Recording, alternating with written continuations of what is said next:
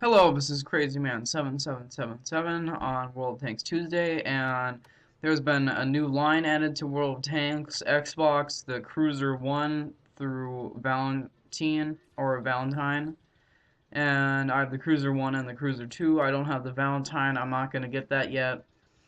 I will get that soon and do a strategy for both. And let's go.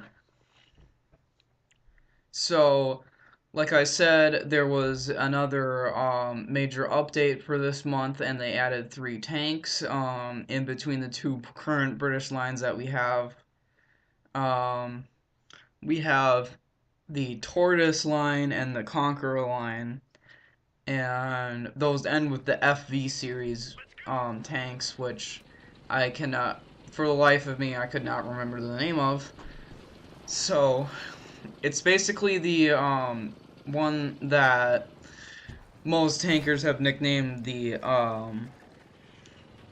Death Star because it's a one-shot kill British tank that also only has like 13 shots. So things to note about the Cruiser series, they are British light tanks.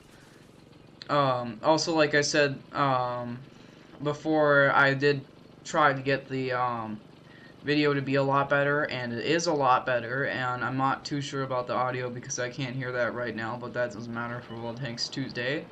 I will check that for World Tanks Wednesday, trust me.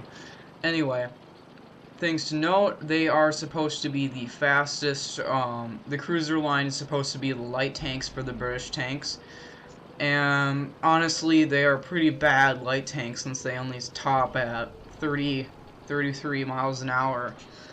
30-40-ish, and they get slower the farther that you go into the lines, which kind of sucks. But the good thing is that they are very mobile for British tanks, and they have great guns, gun depression, and all that good stuff about light tanks. I would say that these are probably some of the better light tanks, other than the fact that it has way less armor than any of the tanks that I have ever used before. As you can see, within about 2 shots, I'm already about 0 health. What I do here is one of my strategies on this map, which is mines. And what I like to do is that when I'm a light tank, I move over by the cathedral. And there is a really good spot for light tanks. And as you guys can see there, this is a tier 3 tank against the M3 Lee, and the M3 Lee usually isn't able to be penetrated by tanks lower than its tier, but this tank's penetration and damage value is great. Hopefully I figure out how to actually drive this tank well enough to be able to do a good review of it, and I'm just going to show you guys here. I always like to hide in this corner right here on this specific map, and when you need to cap the base. I wouldn't suggest it if you don't, because when you pop out, as you can see there, your sides are completely exposed, which is complete crap, and that is the only...